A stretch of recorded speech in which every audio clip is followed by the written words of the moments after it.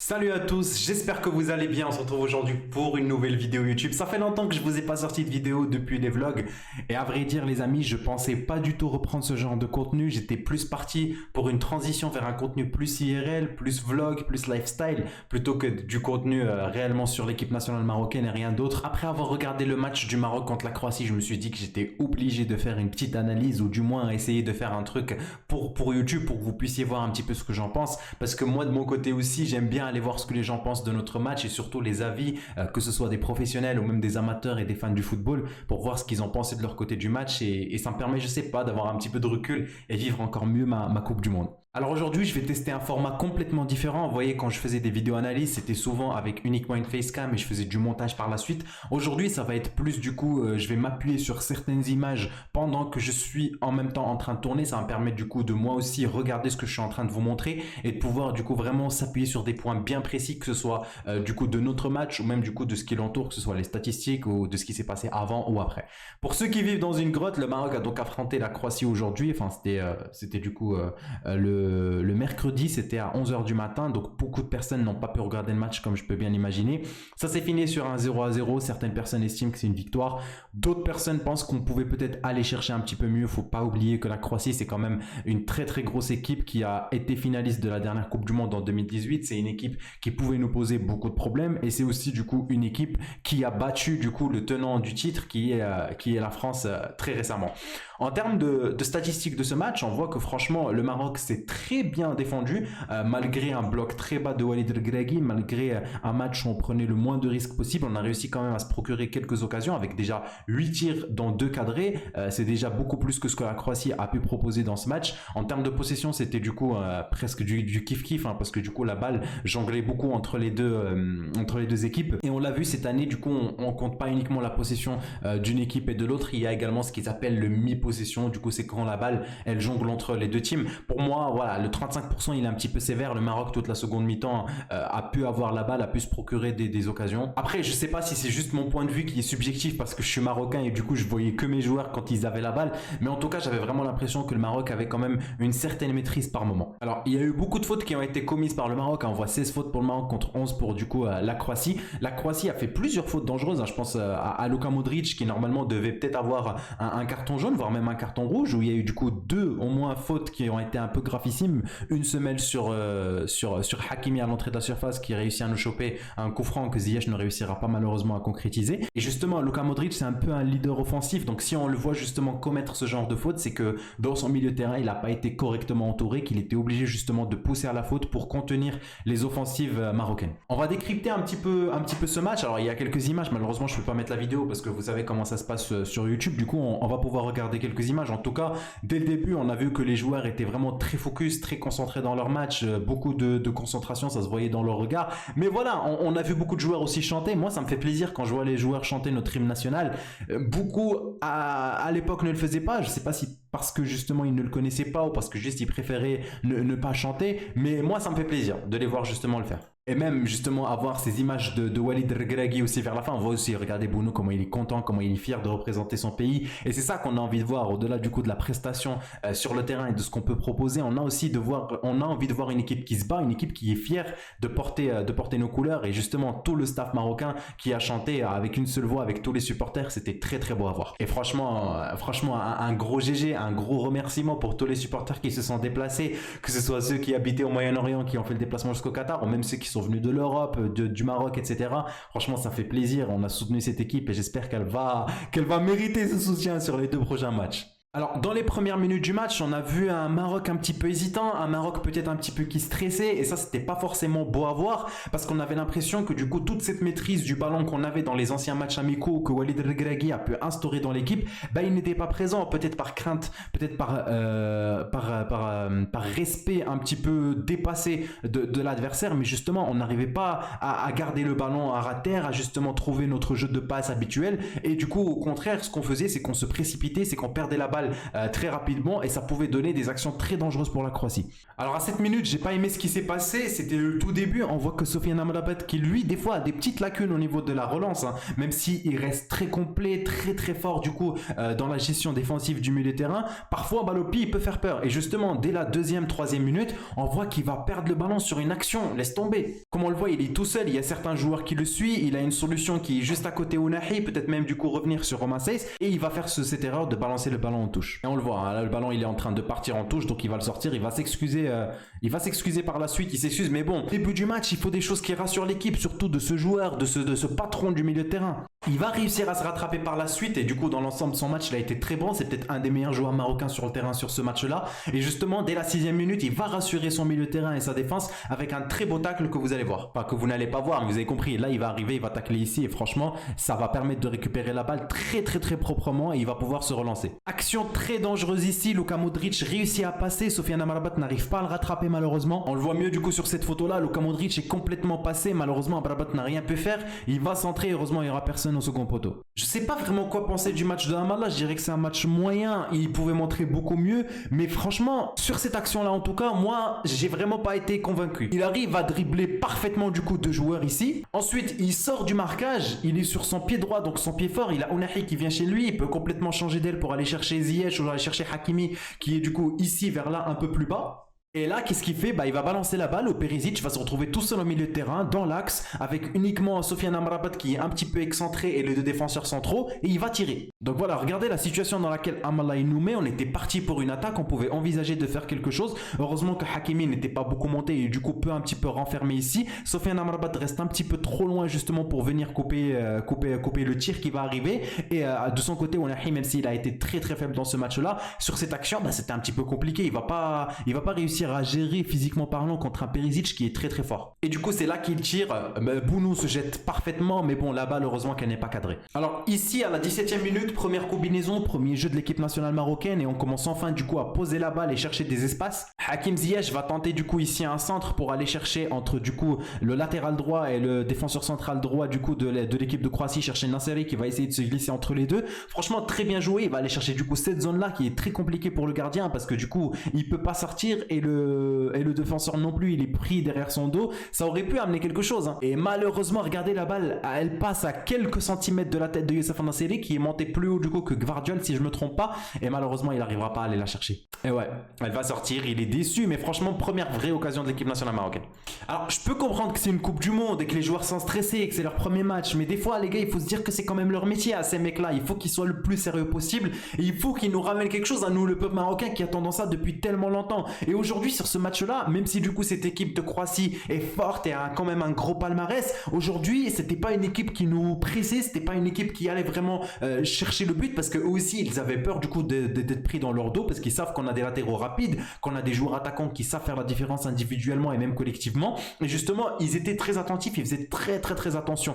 Là du coup ici malheureusement ce qui se passe c'est que on n'arrive même pas à sortir la balle et Hakimi va faire une erreur. Là il va essayer d'aller chercher Hakim Ziyech mais ça va être intercepté très facilement par le défenseur et là sur le coup j'étais vraiment très énervé contre Hakimi. Alors ce que j'ai bien aimé chez le Maroc c'est cette discipline, on était positionné en 4-1-4-1, là ils ont pas bien géré du coup la composition mais si vous voulez Sofiane Amrabat descendait très bas à côté de Naïef Aguerd et Romain Saiss, il était vraiment juste devant, on se positionnait pas du tout en 5 défenseurs, Sofiane Amrabat restait bien en milieu défensif et Ounahi, Amallah avec Sofiane Boufal et Hakim Ziyech constituaient une ligne à 4. Donc en gros si vous voulez Ounahi va rentrer ici, Amallah va rentrer ici, Boufal va aller à gauche de Amallah, Hakim Ziyech va aller à droite de Ounahi et Nasseri va rester tout seul devant pour aller presser les attaquants avec des fois comme accompagnateur Hakim Ziyech, Boufal, voire Amallah, voire Ounahi. Mais vraiment du coup c'est cette image qu'on voyait le plus souvent, le Maroc attendait que son adversaire arrive, on n'était pas du tout dans le pressing, c'est arrivé à quelques instants du match, vraiment très par moment où Hakim Ziyech justement déclenché et là on le suivait, où ça a pu justement donner des fois ses fruits, mais on avait justement très peur de laisser des espaces derrière notre dos parce que cette équipe croate a du ballon dans les pieds, avec 2-3 passes, 2-3 combinaisons, ils peuvent se retrouver dans notre carré et peut-être nous poser problème. Donc en fait, justement, ce 4-1-4-1, il a été très solide. Et franchement, bravo à Walid Regragui parce qu'il a su justement amener à ses joueurs cette mentalité-là. Et justement, il les a poussés à respecter ses choix tactiques de A à Z. Et franchement, ils ont été concentrés de A à Z. Ils n'ont pas été avoir en effort. Hakim Ziyech qui a fait beaucoup de retours justement pour revenir défendre. Boufal un tout petit peu moins, j'ai l'impression. Mais malgré tout, ça reste un match très très correct défensivement parlant. Alors là, je parle pas du tout offensivement, on va en parler après. Mais défensivement parlant, de la part des joueurs qui sont attaquants de base, c'était très correct. Alors sur cette action-là, on aurait peut-être pu aller chercher le but. Franchement, il n'y avait pas forcément grand-chose à faire. On voit qu'ici, le positionnement du coup des défenseurs croates n'est pas idéal parce que là, vous avez le défenseur droit, les deux défenseurs centraux et là, vous avez le défenseur gauche. Regardez la distance qu'il y a entre le défenseur gauche et le défenseur central. Lui, il a justement besoin de suivre Ounahi, de ne pas le laisser faire justement ce genre d'appel. Et justement, on voit que les deux sont très très en retard. Hakim Ziyech trouve une magnifique passe du coup dans cette zone qui est complètement vide. Il avait beaucoup d'espace Ounahi pour aller chercher quelque chose. Et ici, l'erreur, c'est ce contrôle.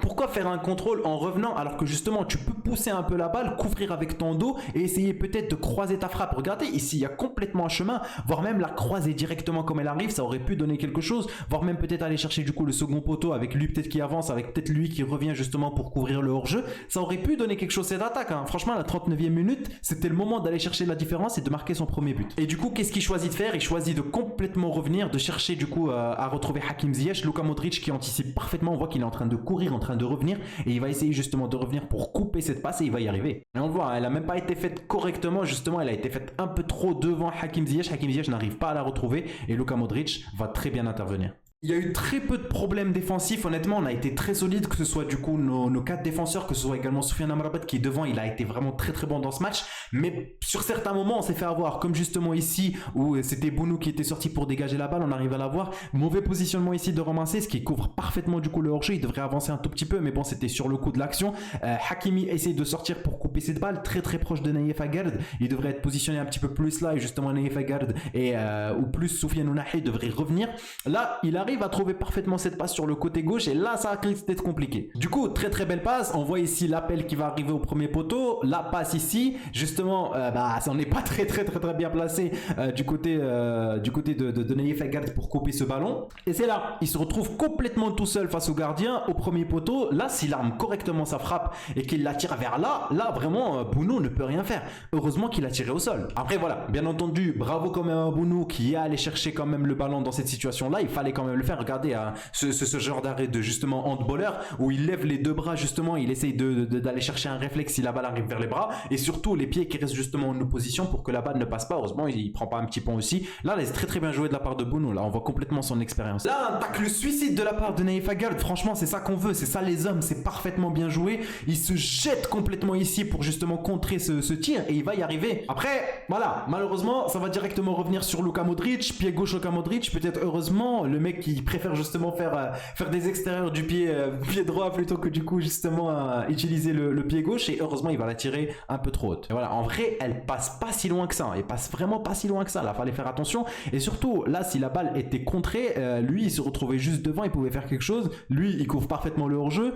Heureusement que cette situation elle est passée Belkhair. On va passer à cette belle action qui m'a énormément plu. Là Luka Modric va complètement partir dans le vent, vous avez ici Hakim Ziyech qui va contrôler cette balle, Soufiane Amrabat vient tout juste de l'intercepter, Luka Modric va venir pour essayer de la couper et lui avec sa zénitude il va réussir à la contrôler tranquillement avec Luka Modric qui va partir en jet ski. Et voilà, regardez-moi ça comment il part Luka Modric dans cette situation, c'est magnifique, c'est beau et justement on arrive à se créer une belle occasion grâce justement à cette récupération ici. Et on le voit, regardez, il y a 1, 2, 3, 4, presque 5 joueurs qui sont évincés du jeu, du coup on se retrouve en belle situation avec Boufal ici, avec Ounahi ici, avec Ziyech, avec Al-Nasseri qui est devant, avec Noussair Mazraoui qui va monter justement pour aider. Il y avait justement quelque chose à faire ici. Du coup Hakim Ziyech réussit à sortir parfaitement, il va chercher Boufal au milieu de terrain, c'est sa spécialité, rentrer comme ça vers le centre. Il trouve Boufal, là on voit Mazraoui qui va aller faire une grosse course. Sur le côté droit on a Ounahi qui va partir aussi. Vous avez remarqué, hein, Hakimi ne monte pas beaucoup, Hakimi a comme instruction de rester vraiment dans la défense et de ne pas trop justement laisser des espaces derrière son dos parce qu'avec la Croatie ça peut vraiment être clinique. Mais numériquement on n'est pas si mal que ça dans cette occasion. Là vous avez un joueur, 2 joueurs avec Al-Nasseri, 3 joueurs avec Soufiane Boufal, Mazraoui qui va venir, c'est presque un 4 vs 4 qui va se faire disputer. Alors Boufal va essayer de tirer, alors je sais pas si c'était la meilleure décision à faire, il y avait peut-être un décalage à aller chercher dès le début ici.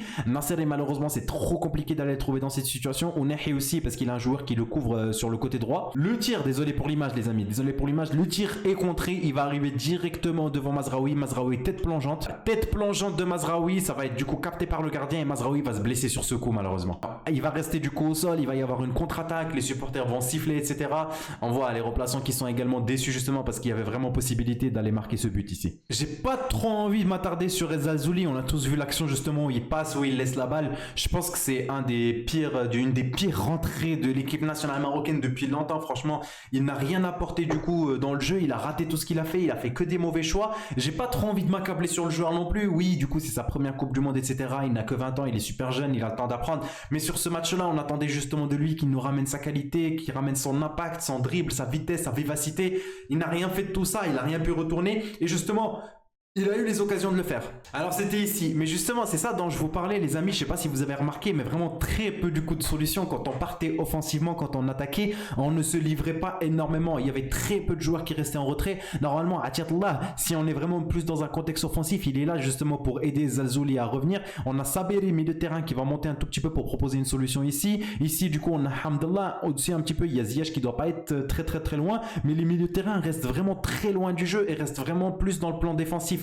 87e minute, on veut bien marquer justement pour aller chercher les 3 points, mais ce qu'on ne veut surtout pas à ce moment-là, c'est encaisser un but et du coup partir avec 0 points. Mais c'est du coup celle-là, l'action où El Zalzouli va essayer de faire quelque chose et voilà, il va laisser la balle et il va partir. Alors, vous avez vu, là ici vraiment, il laisse complètement la balle, il part, il croit qu'il l'a emmené avec lui alors qu'il l'a complètement laissé.